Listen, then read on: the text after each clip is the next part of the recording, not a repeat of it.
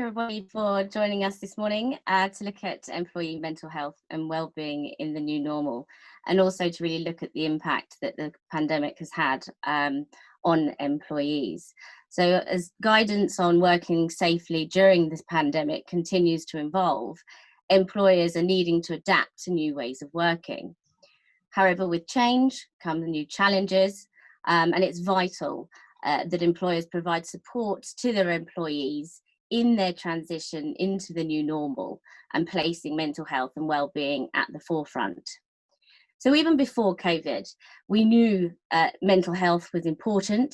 It's leading cause of long-term sickness absence in the UK. It's costing employers £42 billion per year. 3 out of 5 employees experience mental health issues because of work, and 1 in 4 employees will experience mental health at one time. So whilst we don't know the full extent of the pandemic at the moment, it is clear that it has had a significant impact on employee mental health and well-being. So in addition to the obvious benefits of addressing mental health and well-being, employers do have a duty of care and legal obligations. So from a health and safety perspective, reasonable care for health and safety of employees, providing a safe place and a safe system of work and implementing that, ensuring the health, safety and welfare at work. And this could also be covered by way of doing mental health risk assessments, and many of you will have encompassed this within your COVID secure risk assessments. And from an employment perspective, if issues go unaddressed, then this can result in potential disability discrimination claims, constructive unfair dismissal claims, and grievances. It's important to bear in mind that if any employees do suffer from mental ill health, they may be protected under the Equality Act for having a disability. In order to qualify, they must have a physical or mental impairment which has a substantial adverse effect on normal day-to-day activities, and the effects are long-term, so 12 months or more. If this is the case, then as an employer, you have an obligation to consider reasonable adjustments. And with this, it can vary from employee to employee. So it could be flexible working, adjusting working times, reallocation of tasks temporarily, having mentoring or buddying up systems, having additional time off for appointments or counselling, or maybe just having more frequent catch-ups. The best position really is to discuss what potential adjustments could be made with the employee, because they may be better placed to let you know. And then just keep that under review, and if necessary, seek medical guidance. So why do people not talk about mental health?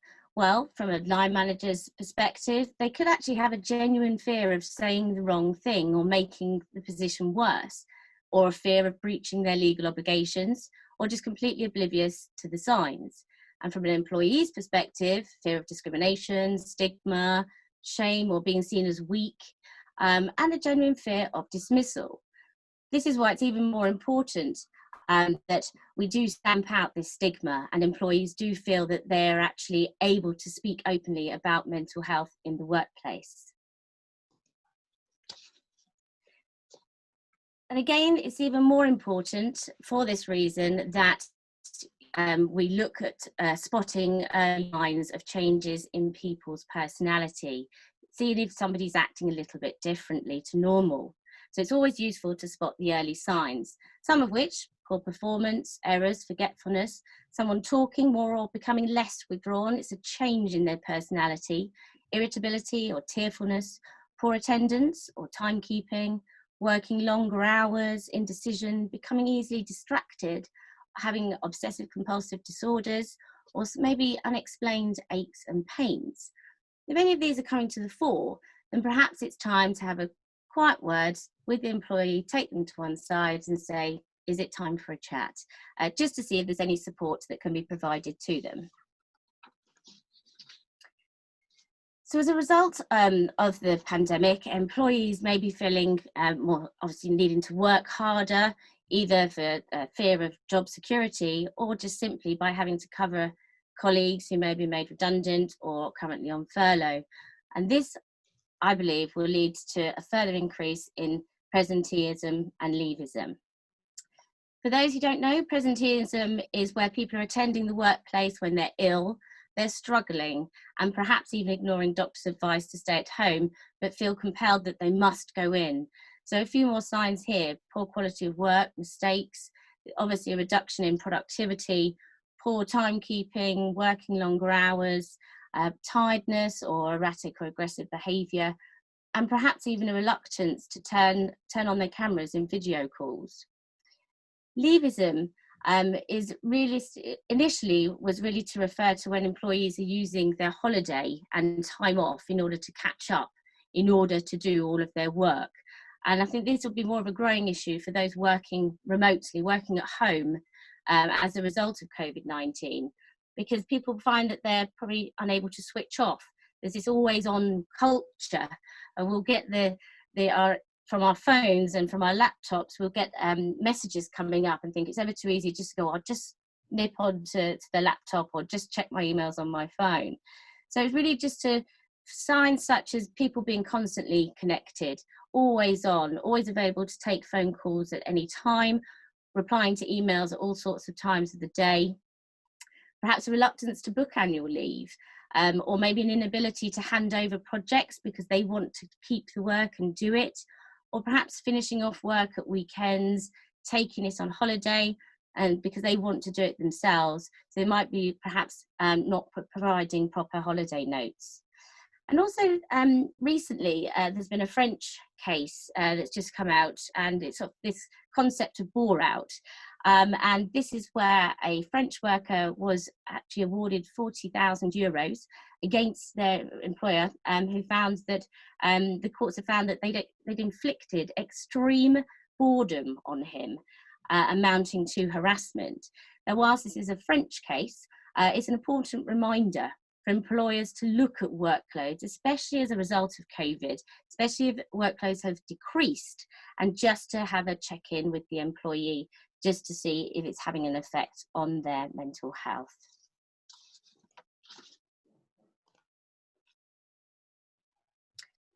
So all employees will have been affected differently by the pandemic and will have different concerns. We'll have the employees who have continued working all the way throughout, so particularly stressful times, those who may or may not now be returning to work, so maybe some anxieties, those who have been working from home throughout and maybe feeling forms of isolation, and those who have remained on furlough. So all experiencing different concerns and challenges. So COVID has created a lot of extra challenges. We've got the fear of contracting the virus, anxious about returning to a secure workplace or perhaps travelling on public transport, genuine concerns about job security and financial concerns. Some may be experiencing bereavement, grief, or have experienced a relationship breakdown, whilst also being isolated from their usual support networks. And I think also the lack of a clear endpoint now is actually raising concerns and further anxiety. So some examples of how this actually affected employee mental health and well-being. We hear about poor sleep, fatigue, reduced motivation, poor work-life balance. Maybe they're working far more hours, but also trying to juggle their personal responsibilities, childcare, homeschooling before, and family versus work. Poor diet, reduced exercise, loss of purpose and routine and direction, anxiety, stress and depression, isolation, perhaps turning to substance misuse, and post-traumatic stress disorders. So what can you do? Review your policies, see what you have, update perhaps your sickness policies, disciplinary policies, flexible working, home working policies. Many of you may have already incorporated a new safe working policy just to reassure employees that they are coming back to a COVID secure workplace. Make sure you've got a mental health policy in place and a mental health strategy. At least this way, this will show your commitment in dealing with mental health and confirm a zero tolerance to discrimination, bullying and stigma. Encourage open conversations about mental health. Again, this is key to stamping out the stigma. So encouraging people just to talk about it normally, have a mechanism to raise concerns, provide good working conditions and good people management, good routine and structure, encourage healthy well-being, do exercise, have good sleep, stay in contact with friends, family, colleagues, etc. And remind them of the importance of taking annual leave. The basis of annual leave under the working time regulations were for health and safety reasons. Employees do need to be reminded that it is good to take a break. Also, other forms of assistance and support that you can be providing for employees. Maybe have an employee assistance program in place, or a helpline or an app. I know Kathy from WPA Healthcare is actually with us today, and I know she's provided our clients with a package, a program for staff. So there's a helpline, 24/7 telephone helpline, wellbeing and health information, and welfare benefits and financial guidance as well, and most latterly access to free GP, remote GP appointments when people can't actually get physical appointments. Mental health first aiders and champions. This is really, really useful in the workplace. It is recommended that you have 1 per every 10 employees in the workplace, or perhaps maybe introducing and having some online mental awareness training. Again, this is good for making employees raising awareness of mental health and being confident in having those discussions. Perhaps having wellbeing webinars, so more bespoke to your firm, but having a more holistic approach to wellbeing as well as just work. Signposting, visual posters are really important, and maybe strategically placing them around the building in canteens and toilets. Maybe mental health toolbox talks might be properly used, if I can say it. And buddy systems are really, really useful, in particular if you've got new members of staff, or in fact junior members of staff, because they don't necessarily always feel comfortable talking about their concerns with direct management, and this enables them to be able to talk to colleagues for support. Surveys. Yes, I think a lot of people have got a bit of survey fatigue, but at the moment, I think it's probably a good idea just to be able to send out every now and then a survey, just to test the temperature of how the workers are feeling. Having shared online communities and open forums, making people feel more involved. Having financial wellbeing initiatives is also important at this time, and include mental health in internal communications. This obviously will then create a culture where it's acceptable to talk about mental health. Next slide, please. Train your managers. This is crucial. They are the gatekeepers to mental health and generally the first port of call where there's an issue. Provide training in how to manage ill health and handling difficult conversations. Train them in spotting the signs and early signs and symptoms. Encourage them to have regular check-ins with everybody. Perhaps maybe even to review workloads and expectations, and being sensitive that people might not be as productive upon return. And not to be afraid to start a conversation. Ask people, how are you? And perhaps maybe knowing to ask again. Having an empathetic and engaged communications is really important, and providing a sympathetic ear. It's important to know that they don't need to know the answer, really just someone to be there to listen and to know where to point the individual if they need further support. Normalising conversations again is really key, and then dealing with concerns or unacceptable behaviours swiftly, so dealing with any banter, bullying, etc., and if necessary taking disciplinary action. So for those who may be returning to work, then obviously have a program, welcome them back just as like you would with any new employee. Share your plans and your COVID-19 secure risk assessment. Send them out return to work questionnaires in advance so you can ascertain any concerns that they may have. have a discussion about it to see then if there's any adjustments, or if you need to consider anything such as phased returns or flexible working. If they've got particular issues about travelling on public transport, for instance, you might want to change their working hours so that they avoid rush hours. And if necessary, think about a referral to occupational health. So it may come as a bit of a shock to somebody returning to the workplace if they have been out for a while. So it's really important to try and make sure that you integrate them back into the workplace. So keep them informed and tell them of any changes. Deal with negative feelings. It's vital to recognise that this pandemic may have had an unequal impact on the workforce. So you've had some who've been furloughed, you have some who've been working all the way through, and these discrepancies may result in negative feelings creeping through. If so, it's essential that you obviously nip any potential conflict in the bud. Look at if there's any other opportunities to reintegrate them back into the team, and also any other training opportunities or retraining. So obviously in view of the latest government U-turn, so it's where obviously workers who can work effectively from home should do so over the winter. Home working is probably another really key issue that you need to be focusing on and seeing what you can do. Obviously, this isn't now a short-term issue, so you do need to make sure you've undertaken the correct risk assessments, make sure they've got the correct equipment and they're not working on an ironing board or the edge of a bed. See if any changes need to be made to working hours, or if you need to be a bit more flexible, for instance, over school holidays and the like.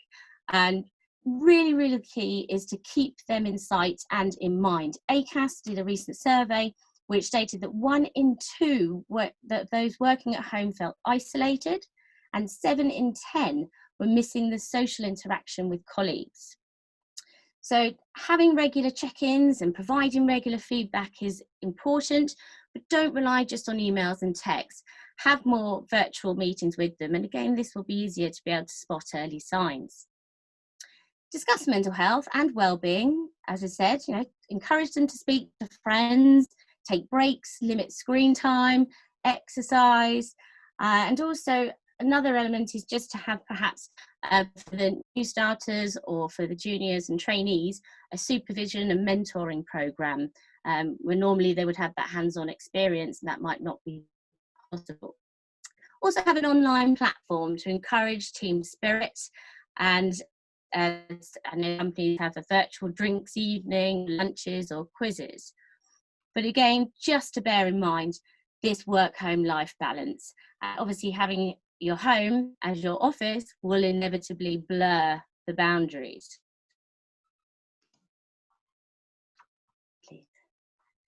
And don't forget about those on furlough, obviously still until the end of October. A lot of furloughed employees have mentioned that they've really felt disconnected, a sense of being kicked out of the tribe. So it's important to maintain regular communications and updates. Tell them to keep in touch with colleagues and have them involved in social media platforms. See if there is any training opportunities. Obviously, they can still undertake training whilst on furlough. Consider perhaps that you've been bringing them back on a flexible basis, or maybe they might be eligible for short-time working under the new job support scheme.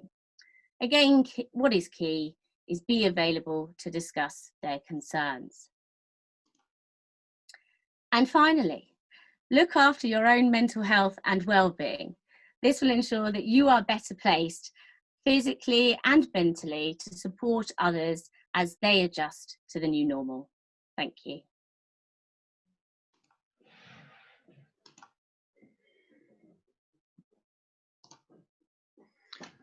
Okay, thanks, Vicky. That was really interesting, and I hope the attendees on the call this morning found it as interesting as I did. We've had a few questions in from people, so I'm going to whiz through a few of those now. If we don't get around to answering your question, like I said, we will follow up after the webinar. So let's put these ones over to Vicky. First of all, Vicky, just had a question on one of the tools you mentioned in one of the slides. So someone's asked about mental health toolbox talk. And perhaps you could just explain a little bit more about exactly what that is. Okay, probably more appropriate in the construction industry, and whereby it's where your groups go off for either a tea break or something like that, or at the start of the day, and they might just have a quick 5-10 minute catch up. Normally it might be on health and safety or the like, but why not introduce a specific toolbox talk on mental health, just to go through the points again, talk about spotting signs, and then obviously send them back to work afterwards. Okay, thank you for that. A question about risk assessments being undertaken at home. If someone's working from home, should a risk assessment be undertaken? Yes, and there's different, obviously, types of risk assessment. Some assessments can be undertaken where the employer will need to know what's happening, but actually you can ask the employee to undertake certain assessments as well. As I say, I've heard of people makeshift desks, sitting edge of beds, things like this are just completely unacceptable, especially now we know it's long term. And so it is really key, because as an employer, you've got the obligation to provide a safe workplace for them. Okay, thank you for that. I'm just looking in now because there's a few other questions coming in. Okay, just pick up one here about the role of trade unions. It may be something that you might not be able to answer straight away, but someone's asked around the role of trade unions and how they fit in with being involved in formulating policies and strategies, and perhaps risk assessment policies and procedures as well. Yeah, well, I think they're probably, they could be helpful. Again, it might be something that I can discuss outside this webinar. But with trade unions, and there's other people that might have other ways to produce risk assessments. So it's always helpful to have additional assistance with that. I'd say, yeah, get them involved if you can. Okay, great. Thank you very much. They're all the questions that have come through. I think we've addressed all of those. As I've said already, if you do have other questions, there's Vicky's details on the screen there. You can take her email address, or indeed pick up the telephone and give her a call. She'll be delighted to speak to you in more detail. I hope that's been useful for everyone. We will share the slides with everyone on the call, and those that haven't been able to join us, of course. And the recording will be made available as well if you want it. And just a final shout out to one of the main reasons why we've done this morning, and that is that World Mental Health Day starts tomorrow. And it's an important issue that we hope have raised a little bit more awareness about. You can find more information at the World Mental Health Day website. That's at mentalhealth.org.uk. So do take a look at that. There's lots of information on there about how you can get involved. I hope that's been helpful. I hope you've all enjoyed it. Have a very nice day and enjoy your weekend. Goodbye.